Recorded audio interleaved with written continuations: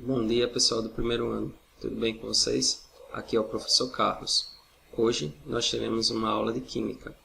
O nosso assunto, ligações químicas. Vamos lá? Bom, ligações químicas. Pessoal, vocês devem ter visto já sobre tabela periódica que os átomos eles são encontrados na sua maior parte, né, unidos a outros elementos. Isso por quê?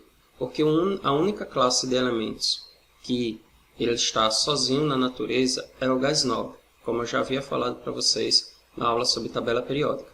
Os gases nobres, eles possuem justamente esse nome por eles não gostarem de reagir, tá, com nenhum dos outros elementos da tabela periódica, nem entre eles mesmos. Os demais elementos químicos, eles sentem a necessidade de se ligar a algum outro elemento químico para poder adquirir a sua estabilidade, ou seja, ficar semelhante a um gás nobre. Para isso, ele pode fazer as chamadas ligações químicas, que podem ser iônicas, covalentes ou metálicas. No caso da iônica, vai haver a doação ou recebimento de elétron. Na ligação covalente, compartilhamento de elétron. E na ligação metálica é a questão do mar de elétrons podendo percorrer livremente o metal. Bom, a nossa aula de hoje vai abordar cada uma dessas ligações químicas, ok? Então, distribuição eletrônica dos gases nobres.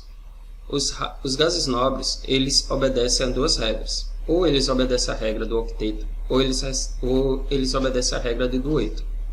A regra do octeto, como o próprio nome diz, é a ideia de ter 8 elétrons na camada de valência. A regra do dueto é de ter apenas 2 elétrons na camada de valência.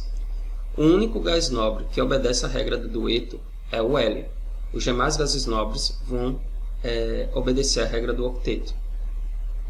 Então, eu tenho aí a distribuição eletrônica de todos os gases nobres. Tá? Eu tenho aí hélio, 2 elétrons na sua única camada, ele só tem 2. Tá? Neônio, com 2 elétrons, 2 elétrons na camada K, 8 elétrons na camada L. Argônio, 18 elétrons, 2 elétrons na camada K, 8 na camada L e 8 na camada M, e assim sucessivamente entre os demais gases nobres. Vocês podem observar, tá, que o hélio ele possui 2 elétrons, tá, na sua única camada, obedecendo assim a regra do dueto. E os demais gases nobres, vocês podem ver que ele sempre vai terminar com 8 elétrons na camada de valência, obedecendo assim a regra do octeto. Bom, ligação iônica, que pode também ser chamada de eletrovalente ou heteropolar. Ela vai ocorrer entre metais e não metais. É por isso que é importante vocês terem aprendido, tá, todas as características lá da tabela periódica. Bom, na ligação iônica, como eu já havia falado, vai ocorrer de um átomo doar elétrons, tá, para poder ficar estável, e o outro receber. Então, ligação iônica quando há transferência de elétrons entre os átomos. Nesse caso aí, eu coloquei o do cloreto de sódio, né, o nosso chamado sal de cozinha. Ele é formado por sódio, número atômico 11, aí a distribuição 1s2, 2s2, 2p6, 3s1. Então, vocês podem observar que na camada K ele tem 2 elétrons, está devidamente preenchida. Camada L ele tem 8, mas na camada M ele só tem 1. Então, é muito mais fácil ele perder esse único elétron que ele tem, para poder ficar com 8, do que ele ganhar mais 7 elétrons. Tá? Já o átomo de cloro, número atômico 17, vocês veem 1s2, primeira camada completa. Segunda camada, 2s2 de 2p6, completa, 8 elétrons. Terceira camada, 3s2, 3p5. Então ele tem 7 elétrons. É muito mais fácil o sódio doar esse 1 elétron para o cloro, e o cloro ficar com 8, e o sódio ficar com 8, do que o cloro doar esses 7 elétrons para o sódio. É o que vocês veem aqui, ó. O sódio doa 1 elétron para o cloro passa a ficar com 8 elétrons na sua última camada, e o sódio ele também fica com 8 elétrons na sua última camada. Ele perde essa camada aqui, ó. fica somente com a camada interna. Os elementos das famílias. Então, quem perde elétrons é um íon, nesse caso um cátion, e tem carga positiva. Quem ganha elétrons é um íon, ânion, e aí tem carga negativa. Então, dentro das famílias da tabela periódica, o que nós vamos ter? Família 1A tem tendência a perder um elétron, família 2A tendência a perder 2 elétrons, família 3A tendência a perder 3 elétrons. Já no caso dos elementos da família 4A, eles podem ganhar ou perder 4 elétrons. Eles não são muito reativos, mas podem perder ou ganhar 4 elétrons. Na maioria dos casos, eles vão fazer ligações covalentes, tá? Mas eles podem fazer ligações iônicas. No caso da família 5A, tendência a ganhar 3 elétrons, família 6A, tendência a ganhar 2 elétrons, e família 7A, tendência a ganhar 1 elétron. Fórmula dos compostos iônicos. Então, para determinar a fórmula dos compostos iônicos, devem ser seguidas as seguintes regras. Primeiro, o símbolo do cátion, ou seja, o metal, que é quem perde elétrons, deve vir antes de um ânion. Então, vem primeiro o cátion para depois vir um ânion. E o número de cátions e ânions na fórmula deve apresentar a menor proporção inteira. Tá? Então, vamos lá. As ligações iônicas podem ser representadas através de uma fórmula mínima. De maneira geral, que nós vamos ter o cátion vindo na frente, que é quem tem carga positiva, e o ânion vindo depois, que é quem tem carga negativa. E aí, para representar a fórmula do composto iônico, eu faço a inversão dessas cargas. Tá? O expoente aqui do ânion passa a ser um índice do cátion, e aqui o expoente do cátion passa a ser um índice do ânion, fórmula unitária. Exemplo aqui, ó, MgCl, né, cloreto de magnésio, tem o magnésio, tem o cloro, magnésio família 2A, carga mais 2, cloro família 1A, carga menos 1, e aí vai haver a inversão desses valores. Ó. Mg1, ele não precisa aparecer, Cl2. No caso aqui, óxido de cálcio, cálcio família 2A, oxigênio família 6A, carga menos 2 e carga mais 2. Quando ocorre a inversão das cargas, ficaria 2 e 2. Mas lembra da segunda regra? Tem que ficar os menores números inteiros? Então, como dá para ser simplificado por 2, fica CaO. Característica dos compostos iônicos. Quais são as características deles? São solúveis em água, então se dissolvem em água.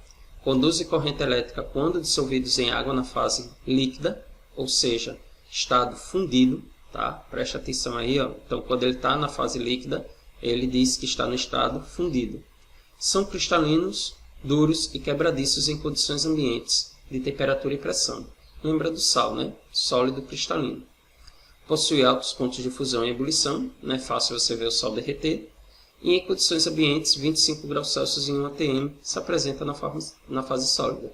Então, gravem aí e lembrem do sal de cozinha, né? Um bom exemplo e possui essas características. Vamos agora estudar sobre as ligações covalentes. Pode ocorrer entre não metal ou hidrogênio, né, ligado a não metal ou a hidrogênio. Então, ligação covalente, quando ocorre o compartilhamento de elétrons, já havia falado para vocês. Tem aí ó, um exemplo, tá? Carvão. E tem aqui o exemplo do ácido clorídrico, né, hidrogênio ligado a cloro. Se vocês observarem, o cloro tem 7 elétrons na sua camada de valência, tá? E o hidrogênio tem 1. Ora, o hidrogênio, para ficar estável, ele precisa de mais 1. Mas o cloro, ele tem 7 e ele precisa também ganhar mais 1. Então, não é interessante para esses elementos doarem seus elétrons, tá? É mais interessante que eles compartilhem. Ora, o elétron vai girar aqui na órbita do hidrogênio, e ora o elétron vai girar aqui na órbita do cloro. Eles compartilham. Polaridade das ligações covalentes. Ligações covalentes apolares. As ligações covalentes apolares são formadas por átomos de elementos que apresentam o mesmo valor de eletronegatividade. Exemplo, o H2, gás hidrogênio. Ligações covalentes polares. As ligações covalentes polares são formadas por átomos de elementos químicos que apresentam diferentes valores de eletronegatividade. Exemplo, o ácido clorídrico. Então vamos lá. Ligação covalente apolar é quando não há diferença de eletronegatividade. Ou seja, quando tem um elemento químico, tá, ligado a ele mesmo, tá, porque aí não vai haver a diferença de eletronegatividade. Ligação covalente polar é quando vai haver uma ligação covalente, tá, entre elementos que possuem eletronegatividades diferentes. Nesse caso, o cloro possui maior eletronegatividade que o hidrogênio.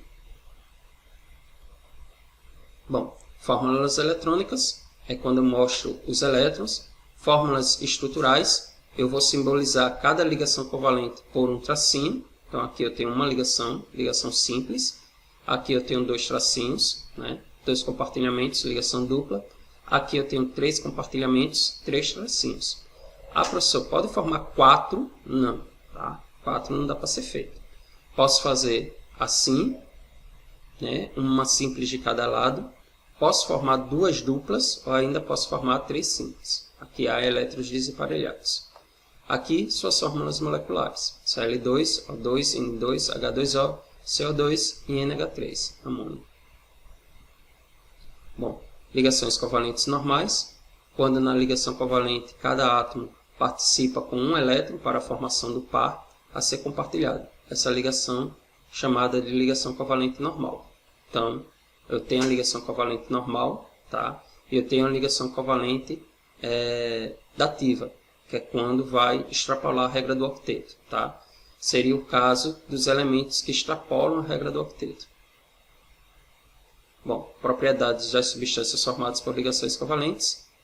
As substâncias moleculares são formadas por moléculas constituídas de um número determinado de átomos e podem ser encontradas em condições ambientes. Na fase gasosa, como o gás hidrogênio, H2, e o gás carbônico, CO2. Na fase líquida, como a água, H2O, e o álcool etílico, C2H6. E na fase sólida, como a sacarose, C2H22O11, e na glicose, C6H12O6. Esse tipo de substância apresenta geralmente pontos de fusão e pontos de ebulição inferiores aos dos compostos iônicos. Quando pura, não conduzem corrente elétrica. As substâncias covalentes são constituídas de átomos que, unidos por ligações covalentes, formam grandes redes cristalinas ou cadeias. São encontradas em condições ambientes na fase sólida, como no diamante, na grafite, ambos alótopos de carbono, nos cristais de quartzo e etc.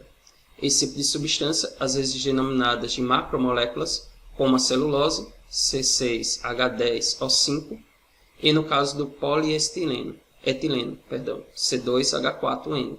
Esse N aqui, tá, pessoal, simboliza que essa molécula está se repetindo várias e várias vezes. Apresenta pontos de fusão e pontos de ebulição elevados. Compostos iônicos, compostos covalentes e compostos moleculares. Então, dei exemplo de cada um aí para vocês, tá? Vamos lá. Na classificação de compostos, quanto às ligações, a ligação iônica tem prioridade.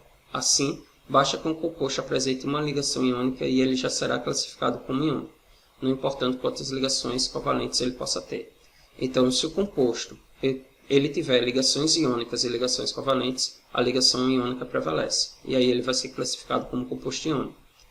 Um composto que é formado apenas por ligação covalente pode ser classificado como molecular ou covalente.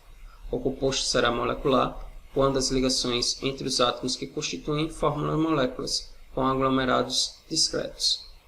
E será covalente quando não houver formação de moléculas. Nesse caso, há também um aglomerado de átomos, mas tal aglomerado é da ordem de 6 trilhões de átomos. Ligação metálica. Ligação metálica quando os elétrons da camada de valência se deslocam livremente entre os átomos metálicos, que momentaneamente formam cristais, cátions, envoltos em uma nuvem eletrônica. Então, a ligação metálica também é colocada como a ligação do mar de elétrons, tá? É quando o metal ele vai possuir elétrons, tá, livres para se movimentar por toda a sua estrutura. Então, nós temos aí exemplo de ligação metálica, tem aí tubos de cromo, tá? Como vai se dar a sua estrutura, os cátions e os elétrons livres podendo se movimentar em qualquer direção, tá? E algumas características, condutividade, então eles conduzem facilmente calor e eletricidade, maleabilidade, são facilmente transformados em chapas, e ductibilidade, né? Facilmente transformados em fios, e possuem brilho característico. Propriedade dos metais: possuem brilho metálico, metais possuem brilho, são sólidos na temperatura ambiente, possuem altos pontos de fusão e ebulição, são bons condutores de eletricidade e calor, apresentam ductibilidade, podem ser reduzidos a fios. Para vocês terem ideia, 1 grama de ouro pode produzir até 5.000 metros de fios, tá? Fios estes mais finos do que um cabelo humano. Apresentam resistência à tração, em que as forças que tendem a alongar uma barra metálica, e apresentam maleabilidade, podem ser reduzidos a chapas e lâminas bastante finas. Aplicações das principais ligas metálicas: ouro 18 quilates, alianças, bronze, liga de cobre estanho, né?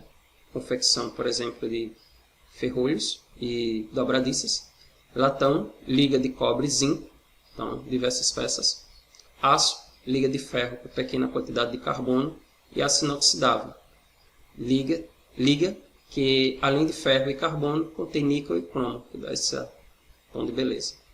Bom, pessoal, nossa aula está acabando, tá? Segue a atividade do livro Praticando, páginas 406, 407, 408 e 409. Tenham todos bons estudos e até a próxima aula.